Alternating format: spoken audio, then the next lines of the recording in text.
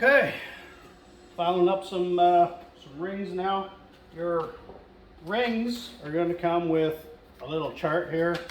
Every set of rings is slightly different, so make sure you consult the chart. For the type of application you're going to be doing, like nitrous, you need a bigger ring gap. Supercharger, you need a bigger ring gap because they run hotter. More expansion. All you got to do is multiply the bore times whatever number at the application, and that gives you, for this case, a top ring. The second ring is a different number in this case. It's slightly bigger, so 0.066 thousandths of an inch. For the top ring, 65 thousandths of an inch for the second. So bore times that, not 65 thousandths gap. Bore times that, and then move your decimals and all that, and that'll give you your gap. In my case, 25 thousandths top gap, 29 thousandths second gap, which is unusual because typically the second gap is less. But that's what these rings call for, so that's what we're doing. So for your rings, this is number 2, so it's going to 29 thousandths. All I do is put them in the cylinder, straight at the top. Take a piston. You can use an old piston. In this case, I'm using my new ones because they're here. And I push it down so that it's straight across, like about an inch. In my case, I'm just going to the bottom of the ring lands, which is about 1 inch. And that makes sure they're straight. Because if they're crooked, you're going to get a different measurement.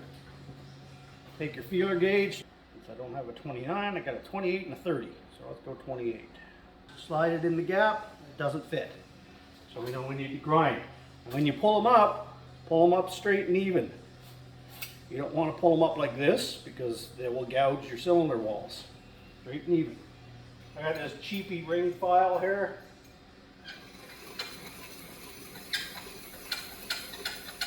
Oh, one thing I do is I'll take a marker and just put a little black mark so that I can kind of guess how much I'm taking off, so I'm not taking it in and out 20 times. And it doesn't take long.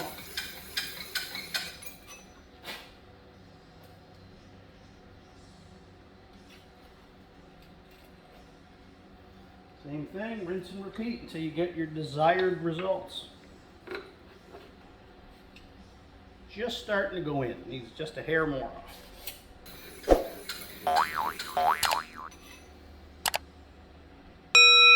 Okay, you want to make sure you're not leaving burrs on that as well before you put it in. I just run my finger over it, that's all. If it's sharp, you'll feel it.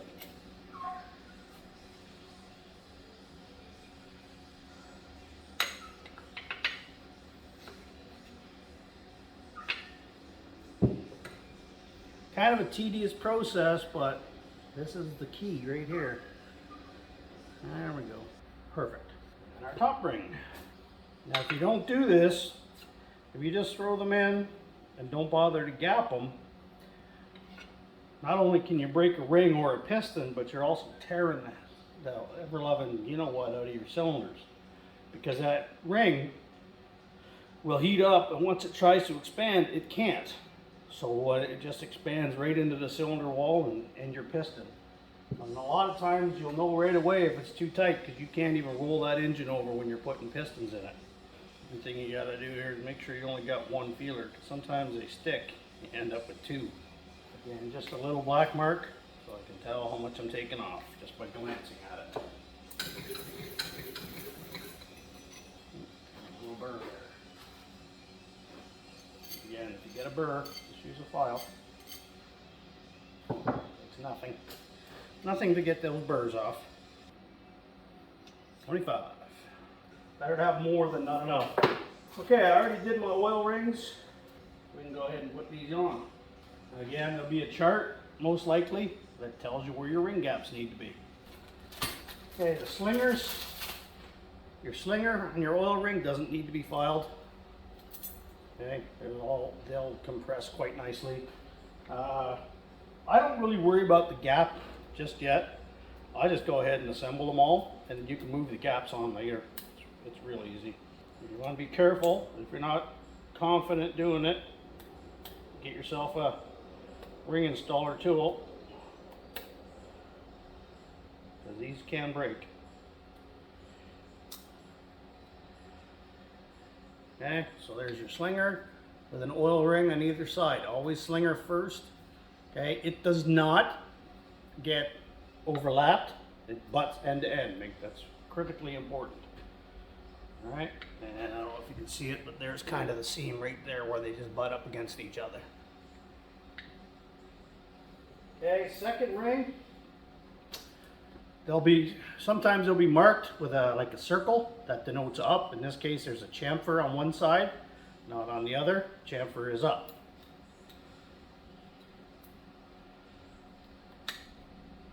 They don't always have markings. Again, different manufacturers do things differently.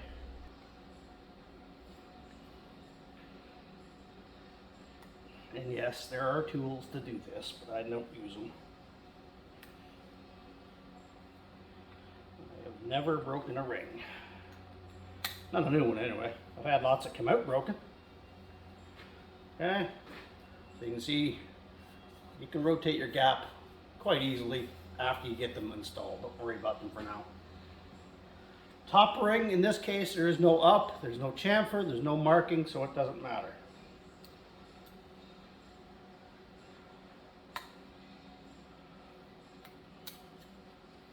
Okay, simple as that. No scratches, no damage. Pistons just like new. And again, before I install them, I'll set all my ring gaps. Because just because you put them on and gap them here and set them down, and a day later you go to put them in, or an hour later, they could have moved in that amount of time. So I just do it before I put each one in. And that's all there is to gapping rings. I'll go get the rest of them done. Getting ready to slam in some pistons here. And I'm just giving the cylinder walls a quick wipe down. I already did the journals. And I mean, it's just dust and dirt, but you don't want to risk something significant in there. Okay, so Machine Shop did the boring for this, and they honed it as well, so it's ready to receive pistons. You can see there's a nice crosshatch pattern, so I don't even need to drag my hone out. Now normally if I was going to go get a machine shop to do work, I would have got them to true up the block here. I checked it with a straight edge and everything was within tolerances, so it wasn't a problem. There is some minor pitting around the outside, but considering it's you know, almost a 50-year-old engine block, that's pretty darn good. The fact that it's even still alive after 50 years is a testament to the way these things were built. So what I'm going to do here is just show you the piston ring gaps. Okay, real easy ring gaps. This is the front of your engine. Okay, that's a little off center, but it should be at the bolt hole. The top ring gap should be right here. The second or middle ring, completely opposite, so the other side of that at the bottom of the cylinder. And your oil ring gaps, doesn't matter which one, top or bottom, just as long as they're separated that much. All right, those are where you want your piston ring gaps. Okay, so these are all new connecting rods and caps. I marked them so that they're matched. So even if something bizarre happens, I can still match them up, unless I somehow rub off a Sharpie. These are ARPS bolts, not studs. So if you do the studs, then you're going to want to put a hose or something over the end of the studs, right? That way you don't end up marring up your crankshaft accidentally. Bolts you don't need to do that with. Bearings, Levite H series, standard bore. Okay, you want to make sure your bearing saddle here is dry and clean. Okay, bearing dry. Make sure your little anti-rotating tab is in the right spot. And just push that sucker home.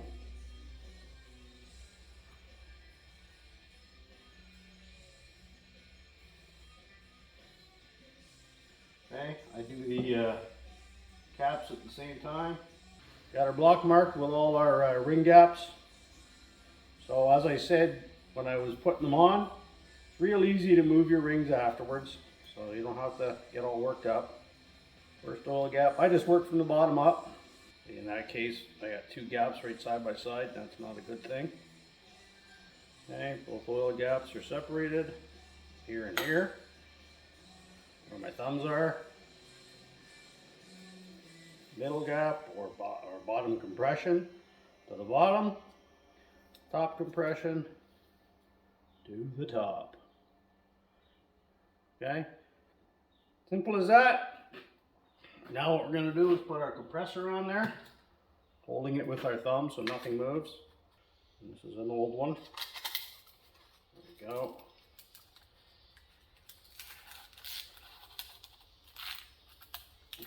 Okay, simple as that. You don't need to go crazy tight. Okay, what I'll do now is I'll take some clean oil. I'll actually oil up the bottom here. That slides out nice. And in the process, that oil will go into the cylinder. Now I put a little bit in the cylinder as well. Clean finger and just kind of move it around a little bit. Again, when that piston goes in, it's scraping all that oil out. So you don't want to go crazy because it's just going to end up on the ground anyway. Okay, bearing gets assembly lube. Okay, piston forward. Now my crankshaft is rotated so that this journal, number 1 and 2, is basically bottom dead center. So that way I don't have to worry about the connecting rod yet. And all you got to do is tap it in. I like to use a rubber handled hammer. And I ain't hitting these hard at all. You can feel every ring as it pops in. There you are.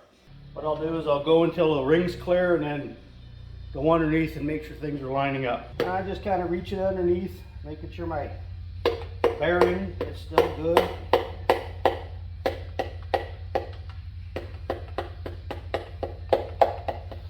And now it's sitting on the journal. Some assembly lube on the cap bearing. ARP bolts going in here, and at the moment they're just hand tight. Okay, and you can see here that round radius on the crankshaft. On the outside edges of the journals, there's one on the front just like it. And that's why it's important that these caps and rods go in the right way. In terms of tightness, I don't do these to torque yet. What I'll do is I'll just hand tight. And the reason for that is I'm going to have to rotate this crankshaft to get the crank aligned for each cylinder as I go. Okay, sometimes you'll get one that's in the middle here and you can't get your rod to go onto it. Okay, so by not having your mains torqued and your rod's not torqued, it allows you to rotate that crankshaft still pretty easily, as you can see. Okay, and a little bit of oil in there, everything's rolling nicely, so it's going to get tighter. By the time you get all 8, it's going to become harder and harder to rotate. And then what I'll do is I'll turn it over and fully torque the whole set that way. 7 more to go. When it comes to torquing your connecting rods, it's fine to use factory spec if you're using all stock factory stuff. Once you start getting into ARP bolts or studs, aftermarket connecting rods, you need to look at the sheet that comes with the connecting rods, or if you don't have the sheet, go on the line. Okay, these are Eagle 5700s, all right, 7/16 ARP bolts, 63 foot-pounds of torque for these. As well, your clearances. There's all your clearances. Again, aftermarket are going to have slightly different clearances most often than a factory connecting rod. So you're going to want to check your side clearances and your end plays and everything else. I'm not going to get into that in this video, but be aware that there are clearances to check. Where, oh where have my feeler gauges gone? Where, oh where can they be? More garbage for the burn pit. So all I do is I'll torque whichever ones happen to be up, making sure that I hit all of them. The last thing you want to do is have a loose one. Okay, all my mains are just in there finger tight. The caps are all the way home, but they're finger tight, so that's why the crank is spinning so easy. And I like to go kind of evenly. Bring them up gradually.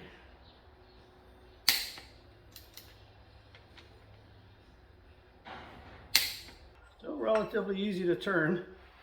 It's the mains that tighten it up. One hand, no problem. It is getting tighter, you can feel it. All my rods are now torqued. Now, I'm going to torque my mains down. Once I do that, this is going to become much harder to rotate. Okay, mains, they go to 70. Same thing, bring them up evenly.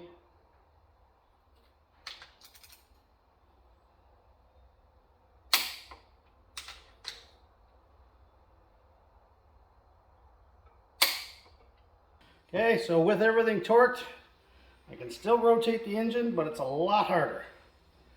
What I'm going to do now is put number 1 cylinder to top dead center.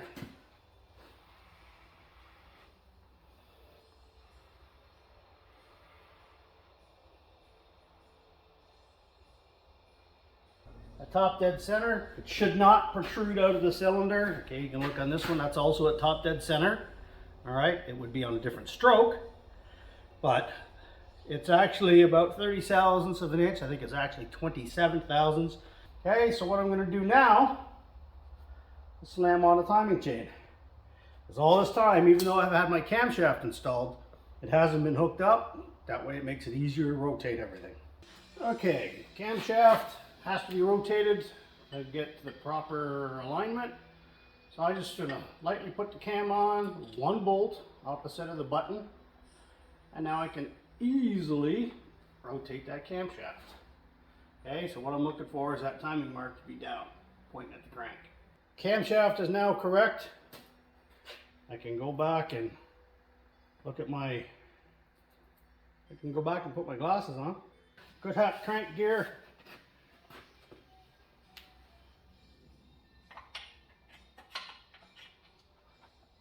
Fits like a glove. A little bit of heat is all that takes. Timing marks, easy stuff. Okay, locking plate. All right, timing chain's on. Circle to circle, straight up and down like it's supposed to be. Bolts are in loose. They get torqued 20 foot-pounds. Okay, so there's our circle to circle. Torqued, locked in. I got 1 Woodruff key to put in for the harmonic balancer when I get to that, but we're not there yet. Oil filter adapter, all right. A nothing part made out of aluminum, 2 bolts, does not use a gasket. One thing you want to make sure is functioning is that little circle there. Okay, inside there is a spring and a check ball on this side. Should be able to push that and open it. Okay, this I already cleaned this off in a parts washer and checked it. A lot of times people won't test those. The purpose of that, if your filter gets completely plugged, all right, and will not allow oil through or is restricting a bunch of oil, the pressure of the pump will push that, open it up, and oil will bypass the filter. Okay, so oil bypass valve, make sure it's working. It'll save your engine.